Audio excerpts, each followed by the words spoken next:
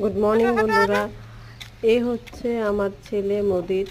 ও সমস্ত কিছু order follow করে, সব কিছু বোঝে, যেভাবে বলা হয় সব কিছুই করে, কিন্তু ও এখনও কথা বলে না। জানি না আমি কোন জায়গায় গ্যাপ পড়ছে আমার।